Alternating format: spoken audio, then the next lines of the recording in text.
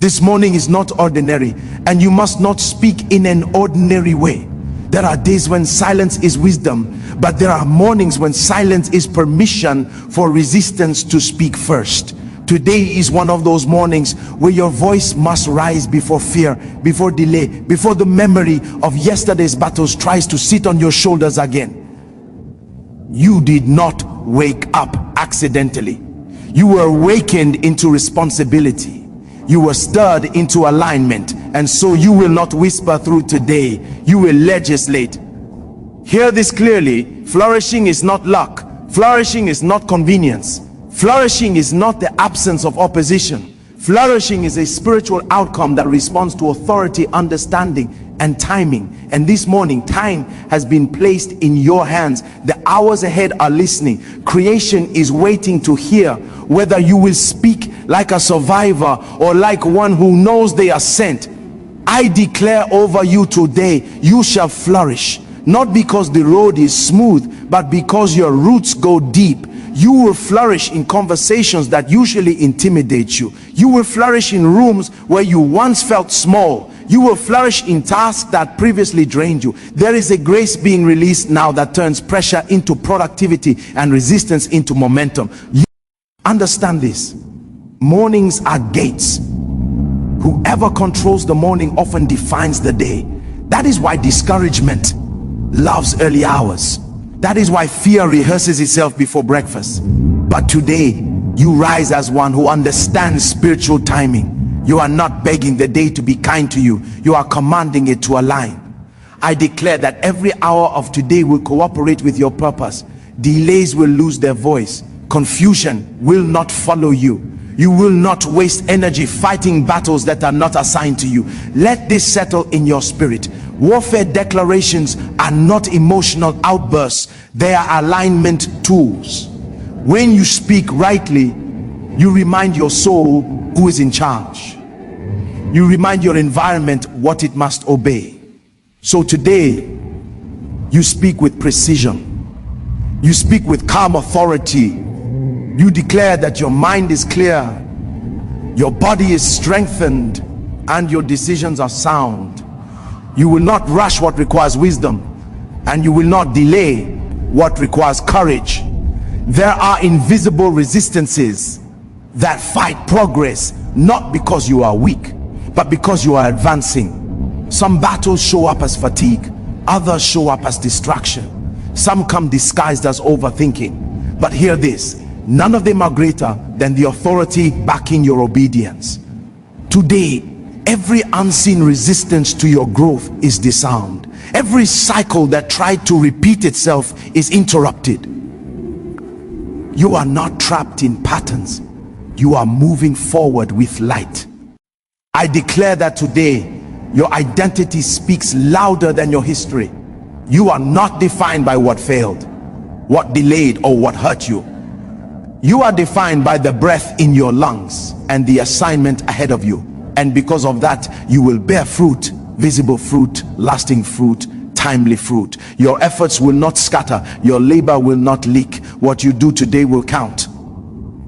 So step into this day with holy boldness. Walk knowing that grace is ahead of you, not behind you. Speak knowing that heaven is attentive to accuracy, not volume. And as you move, let this be your confidence. You are not trying to flourish today. You are authorized to. Flourishing is governed by law, not emotion. And this is where many sincere people misunderstand spiritual increase. They assume that because flourishing is good, it should arrive automatically. But in spiritual systems, good things respond to alignment, not desire. Wishing is passive. Enforcement is authoritative. The earth does not respond to hope. It responds to command. This is why two people can desire the same outcome, pray similar prayers, and yet see radically different results. One understands that flourishing is a spiritual verdict that must be spoken, upheld, and defended, while the other waits for circumstances to feel friendly before believing progress is possible. Flourishing is not the absence of adversity, it is the dominance of life in the presence of pressure. Trees flourish not because the wind is gentle, but because their roots are strong. In the same way, spiritual flourishing is the result of rootedness in truth and authority. When you do not understand this law, you interpret resistance as a sign to retreat. But when you do, resistance becomes confirmation that growth is happening underground. Enforcement means you refuse to let seasons, moods, or opposition redefine what has already been authorized over your life. Many people speak positively but think defensively. They say the right words, but their inner posture is still asking for permission. Enforcement shifts the posture from hoping things change to declaring what must change. It is not arrogance, it is alignment. When you enforce flourishing, you are not commanding God and you are not negotiating with life. You are agreeing with the higher order and insisting that everything around you come into compliance with it. This is why mornings matter so much. Before the noise of the day gathers strength, you establish spiritual boundaries. You declare what is permitted and what is forbidden. You decide whether today will be reactive or governed. Flourishing responds to clarity. Confusion weakens authority, but understanding sharpens it. When you know that flourishing is a law, you stop interpreting delays as denials and start treating them as temporary resistance to be addressed. Enforcement also requires consistency. Laws do not work because they are spoken once, they work because they are upheld. Each time you declare flower, ishing, you are not trying to convince the heavens. You are training your soul, disciplining your perspective, and reminding your environment that you are not subject to randomness.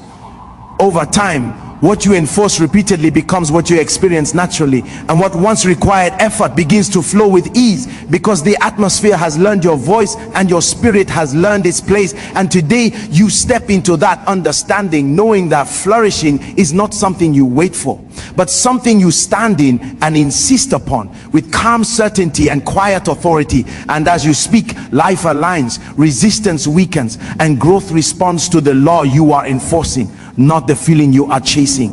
Morning is not just a time of day, it is a spiritual doorway, a gate through which the tone of the entire day is released. What enters first often stays longest, and this is why the earliest moments after waking are fiercely contested. Thoughts rush in uninvited. Memories of unfinished battles attempt to sit in your mind, and emotions try to decide the mood of the hours ahead. If the morning is left unattended, it will be occupied by whatever voice arrives first, and that voice will quietly shape decisions, reactions, and expectations throughout the day. The power of first declarations lies in this truth: whoever speaks first often defines the boundaries. When you declare early, you are not reacting to the day, you are instructing it. You are setting spiritual parameter before circumstances attempt to set emotional ones. This is not superstition, it is alignment. The soul is most impressionable in the morning, and what you allow to settle there becomes the framework through which everything else is interpreted.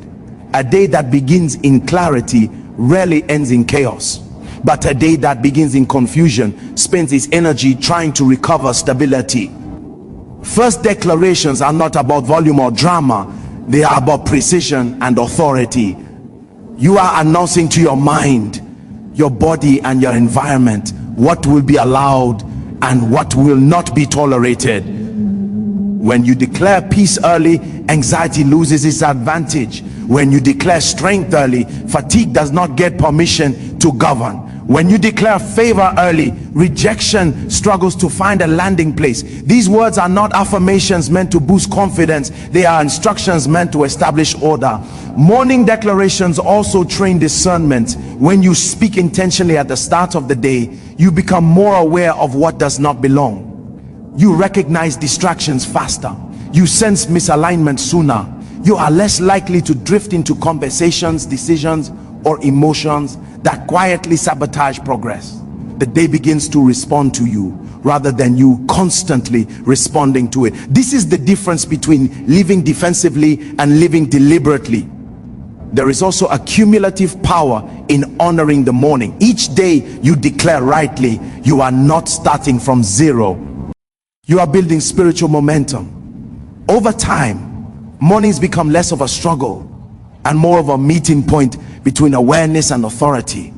the atmosphere begins to recognize consistency, and resistance loses surprise. What once required intense effort begins to flow with quiet confidence. When you understand morning as a gate of destiny, you stop rushing into activity before alignment. You realize that 10 intentional minutes can redeem 10 chaotic hours. You do not wait to see how the day feels before deciding how you will show up. You decide first, you declare first, and you move with intention, knowing that the day is not leading you, you are leading it. And as you speak at the gate of the morning, you are not guessing what today might become. You are establishing what it must become with calm authority and unwavering clarity. But warfare language is often misunderstood because many assume it is about aggression, volume, or emotional intensity. But in truth, its power lies in alignment, not noise. Warfare language is not raised to impress an audience or to convince oneself that something is happening. It is spoken to bring order where there has been resistance. When language is used correctly, it does not create chaos, it settles authority. Noise may exhaust the speaker, but alignment moves systems. This is why effective warfare speech often sounds calm, deliberate, and unhurried, because it is rooted in understanding rather than desperation. Bad language becomes warfare it's intentional and accurate. Every word either reinforces confusion or establishes direction. Many people speak passionately but inconsistently, declaring victory one moment and surrendering inwardly the next. Warfare language refuses that contradiction. It demands agreement between the mouth, the mind, and the inner posture. When this alignment is missing, words scatter and lose weight. But when alignment is present, even quiet declarations carry force because they are backed by conviction and clarity. Warfare language is also a tool for realignment, not just confrontation. It is not always directed at external opposition. Often it is aimed inward, dismantling limiting beliefs, fear-driven narratives, and habits of self-doubt. Before environment shift, inner conversations must be corrected. The most decisive battles are frequently won in the unseen places of thought and identity. When you speak with warfare precision, you interrupt cycles of internal sabotage and re-establish dominion over your own responses. Another key aspect of warfare language is restraint. Authority does not feel the need to explain itself repeatedly. When words are chosen carefully, repetition is purposeful, not frantic.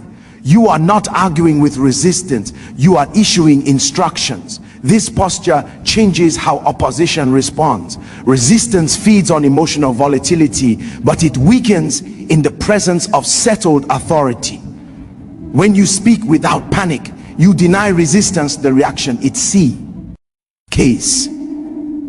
Warfare language also sharpens focus. It forces you to define what you are addressing and why. Vague speech produces vague outcomes. Precise language produces measurable shifts. When you say exactly what must change, what must stop, and what must align, you remove ambiguity. This clarity is not harsh, it is merciful.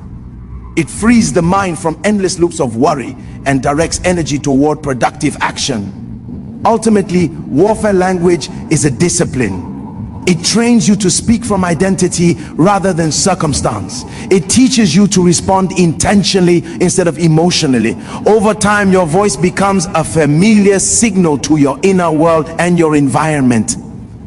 When you speak, things settle rather than escalate. Alignment replaces anxiety, and confidence replaces confusion. Because you are no longer speaking to make noise, you are speaking to establish order. And as that order takes root, opposition loses leverage, clarity gains ground, and your words begin to shape reality with quiet authority and unwavering purpose. Identity consciousness is the foundation of authority, because no one can command outcomes beyond the level at which they truly see themselves. Many people attempt to declare powerful words while carrying a fragile self-perception, and this inner contradiction weakens what they speak. Authority does not respond to vocabulary, it responds to conviction. When you are unsure of who you are, your words ask for permission, even when they sound confident. But when identity is settled, declarations become natural extensions of belief rather than forced attempts at control. What you consistently identify with silently governs your expectations. If you see yourself primarily as someone trying to survive, you will speak from defense, even when you are meant to command. But when identity shifts from survival to stewardship, language changes automatically. You stop asking whether you deserve good outcomes and start enforcing what aligns with your assignment. Identity consciousness means you are aware of where you stand, what you carry, and what is authorized to respond to you. This is why some people pray sincerely yet remain hesitant in action. Their words are right, but their self-perception is small. They speak of victory while bracing for disappointment. Identity consciousness corrects this tension. It aligns internal belief with external expression. When your inner world agrees with your declarations, resistance encounters coherence instead of confusion. Authority flows best where there is internal agreement. Identity consciousness also stabilizes you in the presence of opposition. When challenges arise, you do not interpret them as proof of inadequacy. You see them as part of the process of expansion.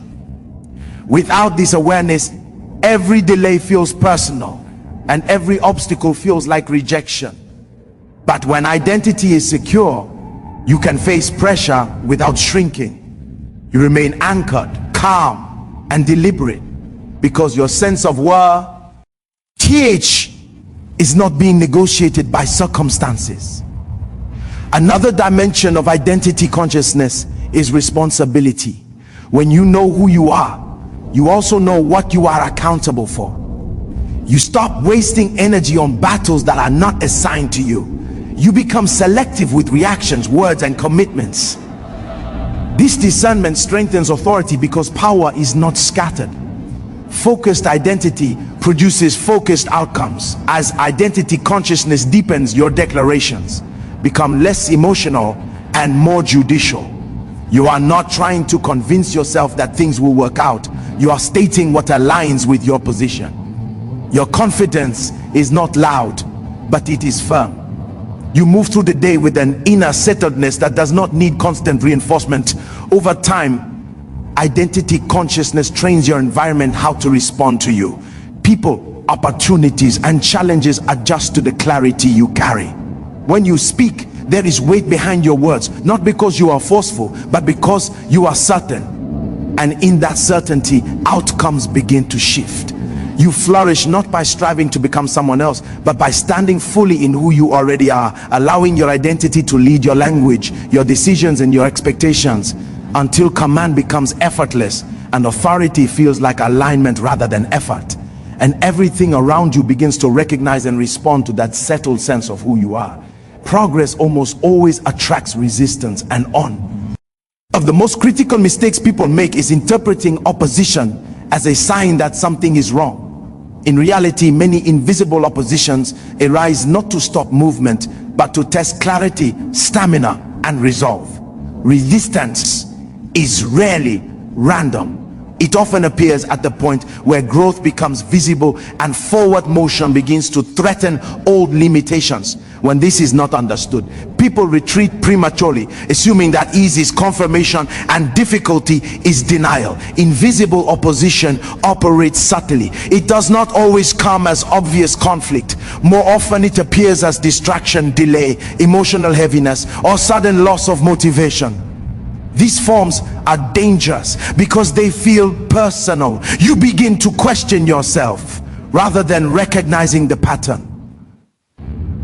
But discernment exposes these tactics for what they are: attempts to slow momentum by draining focus and confidence. Once recognized, they lose much of their power because awareness interrupts their ability to operate unnoticed. Resisting invisible opposition requires steadiness, not panic. Many respond to resistance by increasing activity without increasing clarity, which leads to exhaustion. But effective resistance is rooted in composure. When you remain calm, deliberate, and consistent, opposition struggles to find leverage. It feeds on reaction, not resolve. The moment you stop interpreting resistance as a personal verdict and start treating it as a process to be navigated, you regain authority over your response. Another key element in resisting opposition is refusing to internalize pressure.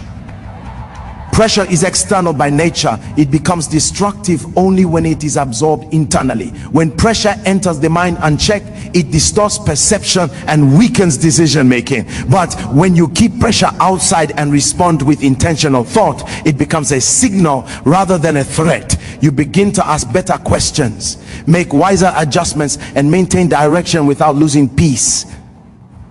Consistency is also a form of resistance. Invisible opposition often waits for inconsistency, for moments where discipline slips and focus fractures. When you show up steadily, even without dramatic results, you undermine its strategy. Momentum is not always loud, but it is powerful. Small, repeated acts of alignment weaken resistance more effectively than sporadic bursts of intensity.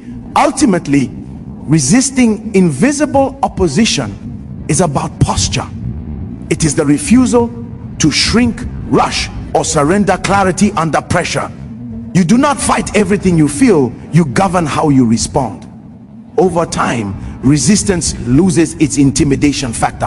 What once felt heavy becomes familiar, and familiarity breeds confidence. You learn that opposition is not a wall but a signal that you are moving in the right direction. As this understanding settles, fear no longer dictates your pace. You move with quiet persistence, knowing that unseen resistance cannot outlast disciplined clarity.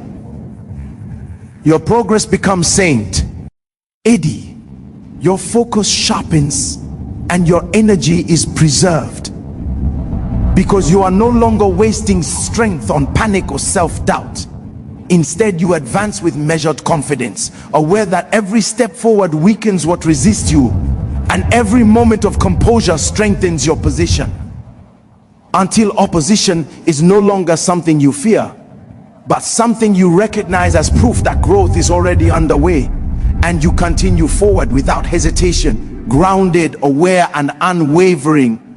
Fruitfulness is not a mood, and it is not a seasonal accident. It is a covenant reality that responds to understanding and agreement. Many people wait to feel inspired or emotionally ready before expecting results, but fruitfulness does not answer to feelings. Feelings fluctuate, but covenant remains constant.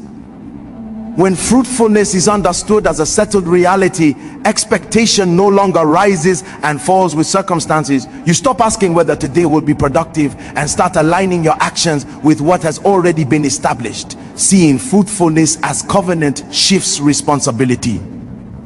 You no longer approach your efforts as experiments hoping for success. You approach them as assignments that are meant to yield results. This does not create pressure, it creates focus.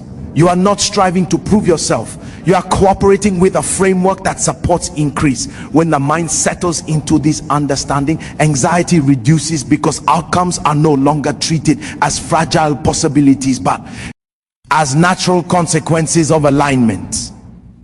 Fruitfulness also requires patience without passivity. Covenant does not eliminate process, it gives meaning to it.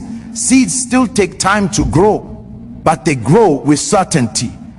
When people misunderstand this, they either rush prematurely or abandon consistency too soon. Covenant thinking sustains effort during unseen stages. You continue to show up, not because you see immediate results, but because you trust the structure that governs growth. This trust produces stability, and stability produces endurance. Another dimension of fruitfulness as covenant is stewardship. What you expect to multiply, you must handle with care. Covenant fruitfulness is not wasteful, it is intentional. You become mindful of how you manage time, energy, and attention, because you understand that increase responds to order. Disorder leaks potential. When you align your habits with the expectation of fruit, you remove contradictions that slow results. Declaring fruitfulness is not pretending challenges do not exist.